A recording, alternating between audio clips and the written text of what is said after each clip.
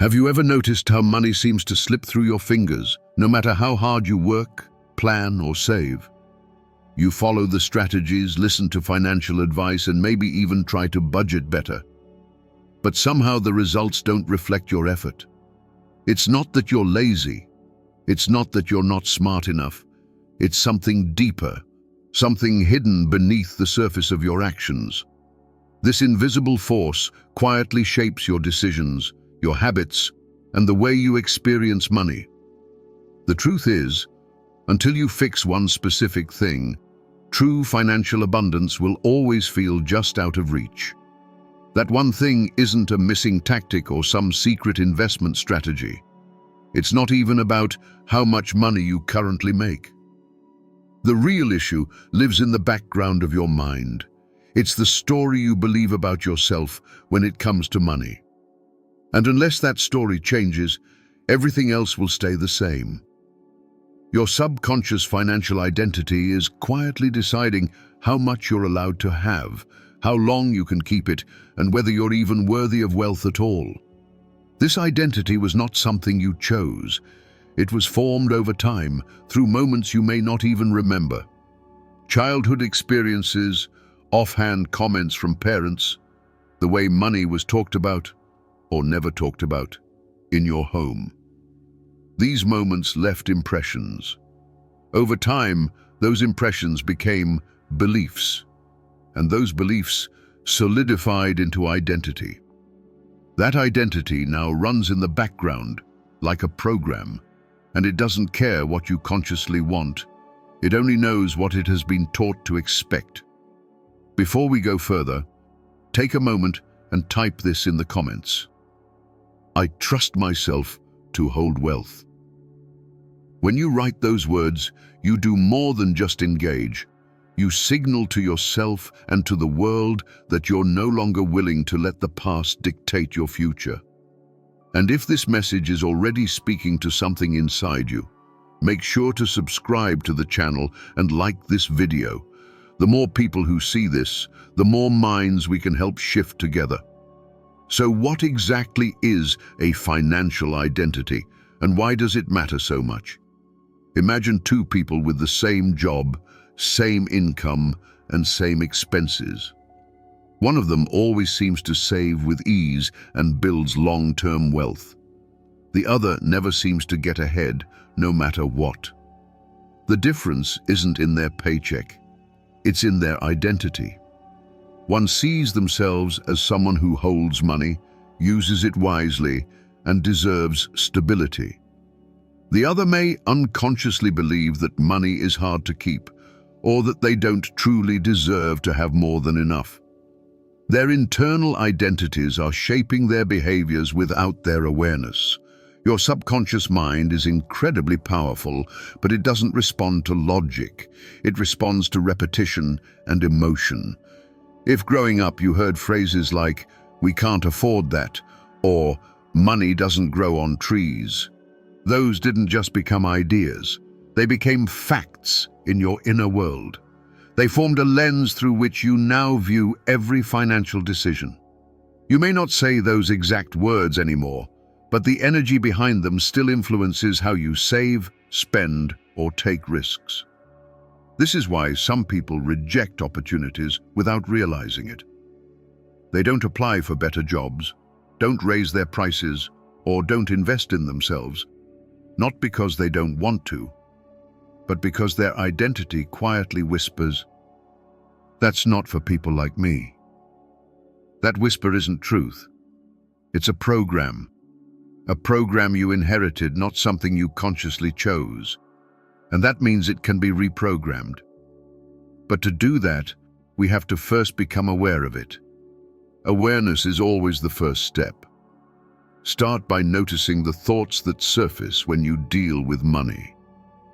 What's the immediate feeling when a bill arrives, when you get paid, when someone brings up wealth? Do you feel tension, guilt, anxiety, or even unworthiness? Those emotional reactions are clues pointing directly to your internal script. You don't need to judge those reactions, you just need to see them. Because once you see the script, you're no longer controlled by it. You can choose to edit it. Editing that internal script isn't a one-time event. It's a process of daily awareness, intentional language, and conscious self-reflection. The subconscious doesn't change because you want it to. It changes because you repeatedly give it new input. That's why affirmations only work when they're felt, not just spoken. If you say, "I'm wealthy, but deep down feel broke," your nervous system will reject the statement. Instead, start with beliefs that feel like a stretch, but not a lie. Say, "I'm learning to build wealth with wisdom," or "I'm becoming someone who feels safe having money." The nervous system plays a key role in this rewiring. If your body doesn't feel safe receiving or holding money, no affirmation will stick. Your mind might say yes, but your body will say no. That's why nervous system regulation through breathwork, grounding, and meditation is essential to deep mindset work. When your body is calm, your subconscious is more open. In that state, new beliefs can begin to take root. Consider this. If you were raised in a household where money was always tight, where arguments about bills were common, or where success was viewed with suspicion, you may have internalized those experiences as normal. As an adult, you might now unconsciously recreate those same dynamics.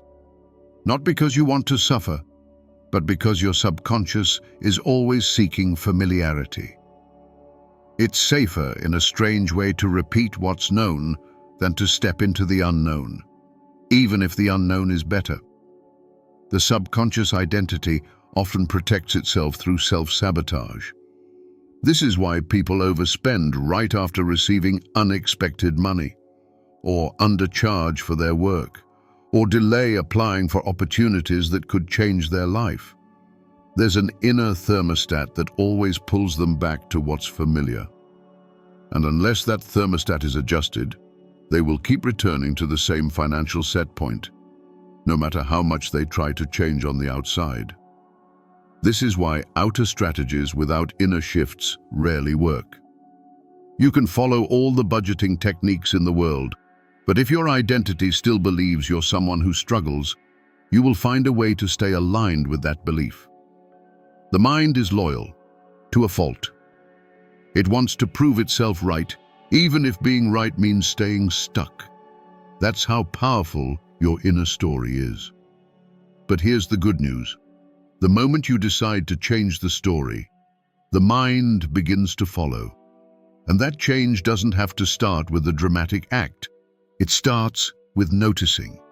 Noticing the voice inside that says, "This won't last," or "I'm just not good with money." When that voice shows up, pause. Don't argue with it. Don't fight it. Just notice it. Say to yourself, "That's the old story." Then gently choose a new one. Say, "I'm creating a new pattern now." This simple act of noticing and redirecting begins to rewire the neural pathways that have kept you stuck. Each time you repeat this process, you make the new story stronger. Eventually, it becomes the dominant voice, the voice that says, "I am someone who holds money with care," or "Wealth feels natural to me." And when that voice becomes your norm, your outer life begins to shift in ways that once felt impossible. But it all begins with that one thing, your financial identity. Let's go even deeper, because this work isn't just about creating a few positive affirmations. It's about uncovering the architecture of your financial reality. Think of your beliefs like the framework of a house. Everything you experience financially, the income you generate, the bills you pay, the way you invest or avoid investing, is built on that inner framework. If that framework is warped, the house will never feel stable, no matter how beautiful the decor. So where did your current financial identity come from? It likely began long before you handled any money yourself.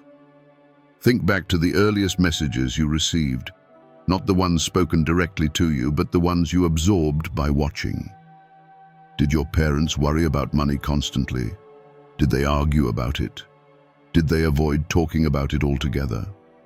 Were you told to be realistic when you expressed big dreams? All of these moments planted seeds, and those seeds, watered by repetition, grew into your identity. Even if you don't consciously remember these moments, your nervous system does. It remembers the tension in the room when rent was due.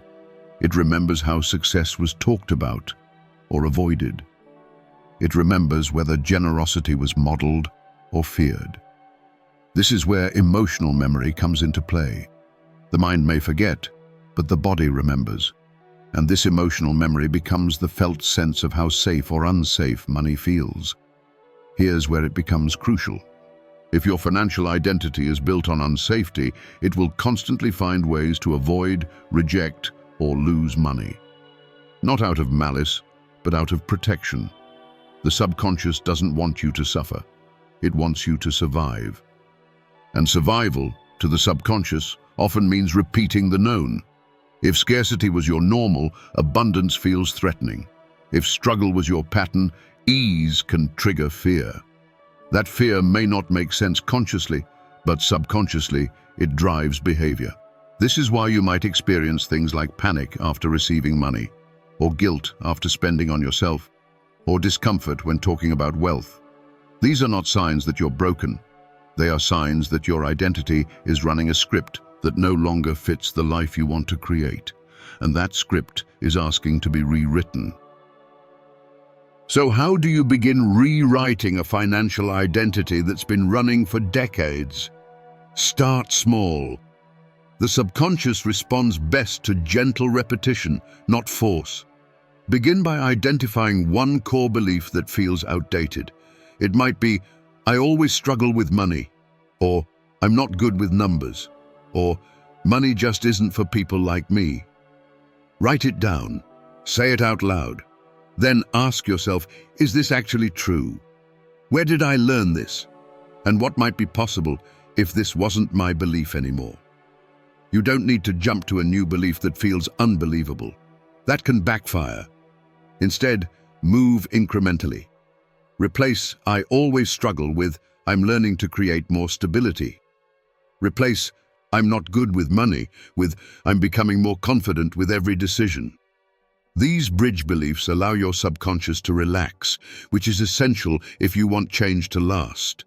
Now let's talk about emotion. Because logic alone won't change your identity, you must feel the shift. This is where visualization becomes a powerful tool. Not just imagining piles of money, but picturing yourself living as the version of you who feels at ease with money. How do you speak? How do you move? How do you make decisions? What do you believe about yourself? Let your body feel what it would be like to become that version of you. When you combine belief with emotion, you begin to create a new internal reality. There's also the matter of language. Every time you speak about money, you reinforce your identity. Phrases like, I can't afford that, or I'm broke, may feel casual, but they're actually powerful reinforcers. Even if said jokingly, your subconscious doesn't know the difference. Over time, those phrases become cement. They build walls around your potential. To shift this, become mindful of your words. Try saying, it's not aligned right now, or I'm choosing to focus my energy elsewhere. These subtle changes create space for expansion. Another overlooked but essential part of this process is creating evidence for your new identity. Your subconscious is looking for proof, so give it some. Celebrate every small win, paying a bill early, saving even a few dollars, saying no to something that drains you, or asking for what you're worth. These moments, when acknowledged, become building blocks for your new identity. The more evidence you give yourself, the stronger the foundation becomes. Environment plays a role too. Your surroundings either support or sabotage your mindset. If your space is filled with clutter, unpaid bills, or items that carry the weight of old stories, it's harder to shift your energy. Clean one small area of your home. Organize your wallet. Light a candle with intention. Place a symbol of abundance where you'll see it every day. These physical actions send a message to your subconscious. We're changing now. We're creating space for something new. Let's not forget the power of community. You don't have to do this alone. Surround yourself, even virtually, with voices that uplift, expand, and challenge you in a healthy way. Listen to people who speak about wealth with integrity and wisdom. Spend time with those who remind you of who you're becoming, not who you used to be. And be that voice for others. When you encourage someone else to rise, you reinforce your own growth.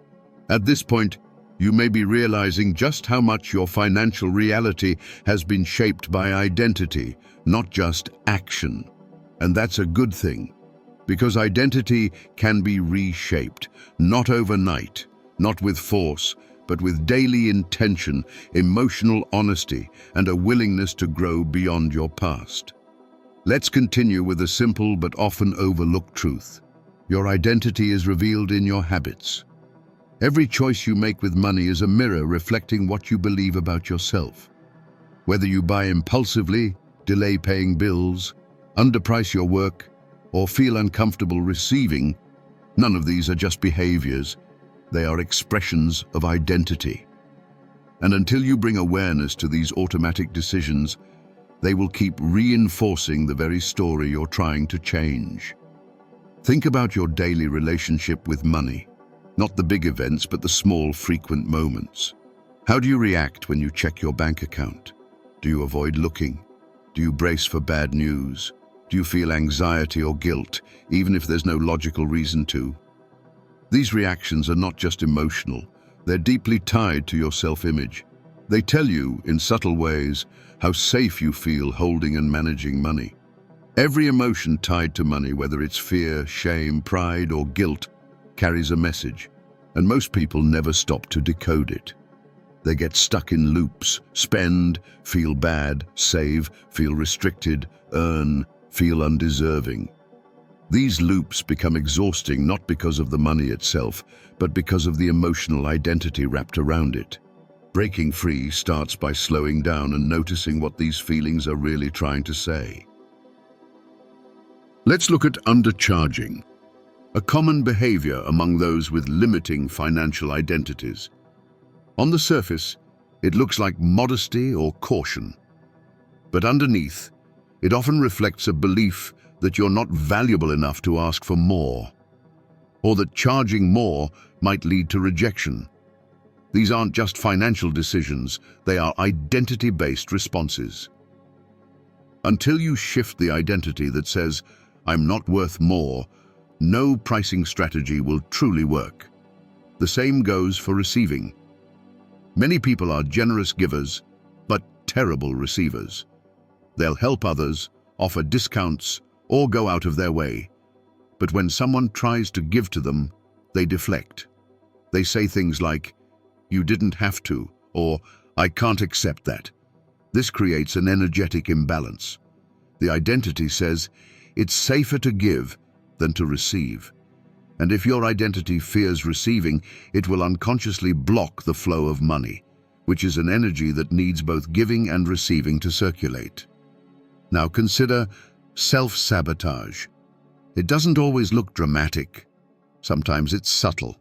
Missing deadlines, avoiding opportunities, or procrastinating on the very things that could increase your income. These are not random acts of laziness. They are protective strategies used by the subconscious to keep you in familiar territory. If your identity is still rooted in struggle, then success feels unfamiliar and even threatening. So the mind pulls back, not because it hates you, but because it's trying to keep you safe. So how do you shift these behaviors if they're rooted in identity?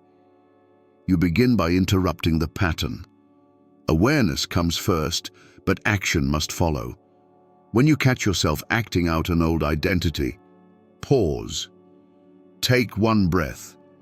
Then ask yourself, what would the version of me who feels safe with money do right now?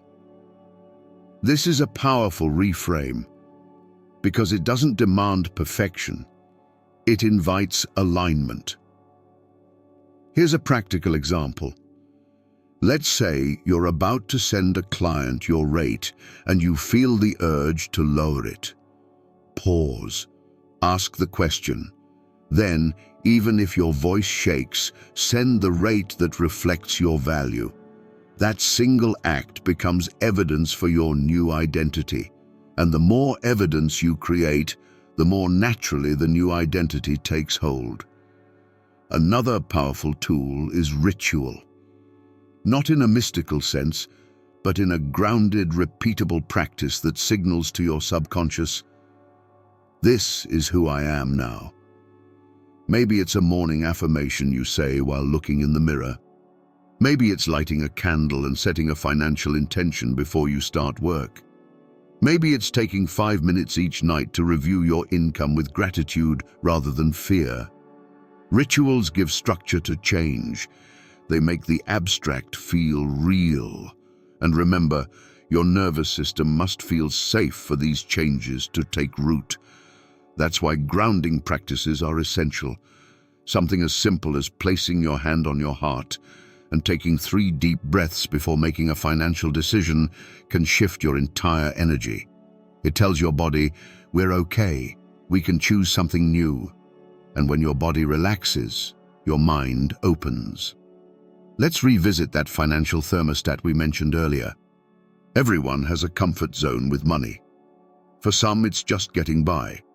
For others, it's earning well but always having just enough. That thermostat is your subconscious identity at work. And if you try to rise above it without adjusting it internally, you'll always find a way back down. You'll spend more. You'll lose track. You'll accidentally undo your progress. Not because you're irresponsible, but because you're aligned with an outdated self-image. So what raises the thermostat? Small, consistent acts of expansion. Saying yes when you want to shrink. Speaking truth when silence feels safer. Taking a risk that aligns with your future self, not your past fears. And most importantly, choosing the discomfort of growth over the comfort of staying small. Let's also talk about memory. Often, the subconscious identity is anchored to a few painful memories, moments when money was linked to shame, rejection, or failure. These moments might be decades old, but they hold emotional weight.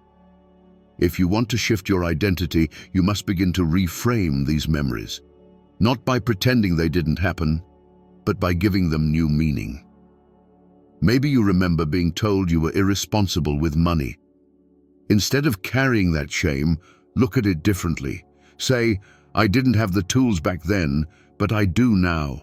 Or, that was their fear speaking, not my truth. This simple reframe can release years of emotional tension and allow new beliefs to emerge. Throughout this process, patience is key. You're not just changing thoughts, you're rebuilding your foundation. You're learning to see yourself differently, and that takes time. Some days will feel easy, others will bring up resistance. But resistance is not failure. It's a sign that the old identity is being challenged, and that's progress. Now that we've uncovered the invisible layers of your financial identity, it's time to anchor the transformation. Insight alone isn't enough. What creates lasting change is repetition. Repetition with intention. That means building daily rituals that reinforce the new version of you.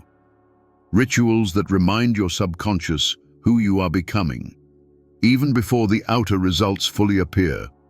Start your day with presence. Before reaching for your phone or diving into work, take 3 deep breaths. Feel your body. Place your hand on your heart and speak one grounding phrase aloud.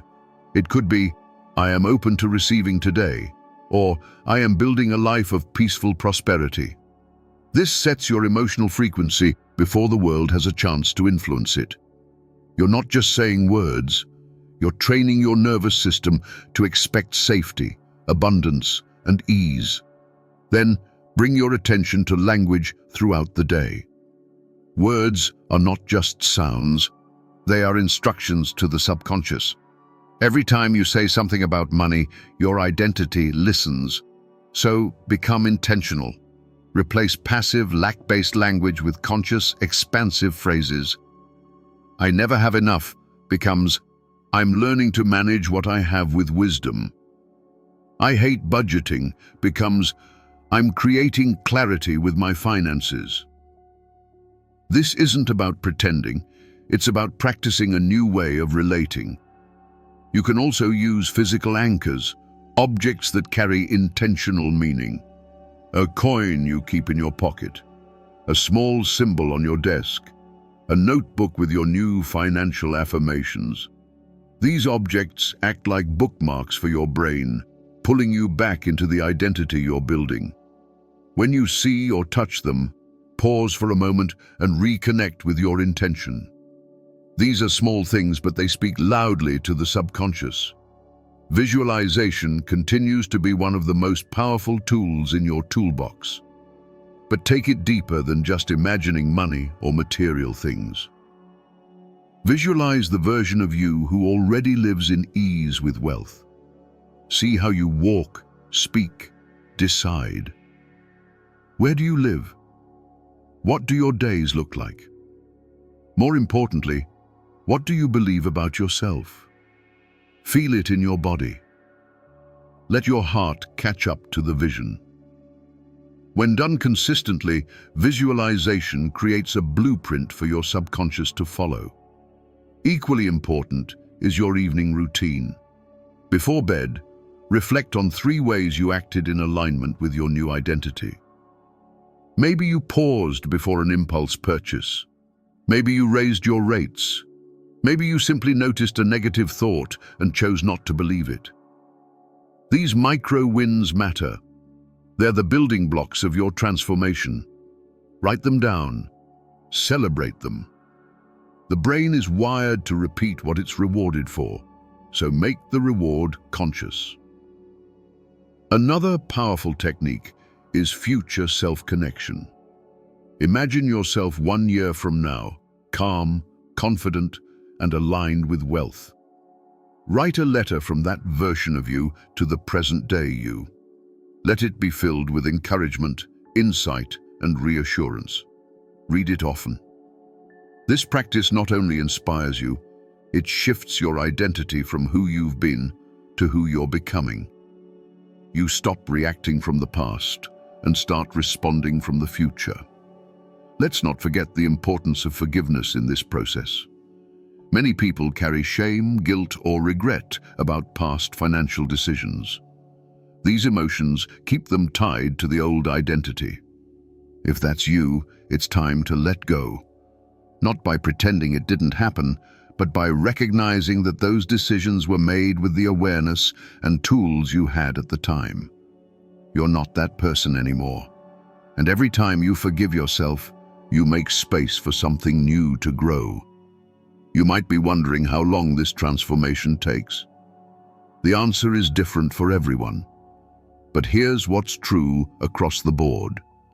Every single time you choose the new thought, the new action, the new identity, you move closer. You may not see instant results, but internally the shift is happening. The nervous system is adjusting. The subconscious is listening. The identity is evolving. This is the real work of prosperity, not chasing money, but becoming someone who naturally holds it, not forcing success, but aligning with the energy that attracts it. You begin to live in a way that matches the life you desire, rather than waiting for the results to give you permission. That's when the real magic happens, not outside of you, but within. And if you ever feel resistance, doubt, or the urge to go back to the familiar, remember this. That's a sign you're growing. Growth often feels uncomfortable. It challenges what you once believed to be true. But discomfort is not danger. It's just the nervous system stretching. You're not going backwards, you're expanding. To make this stick, create checkpoints for yourself. Set weekly or monthly reminders to revisit your vision, your affirmations, your rituals.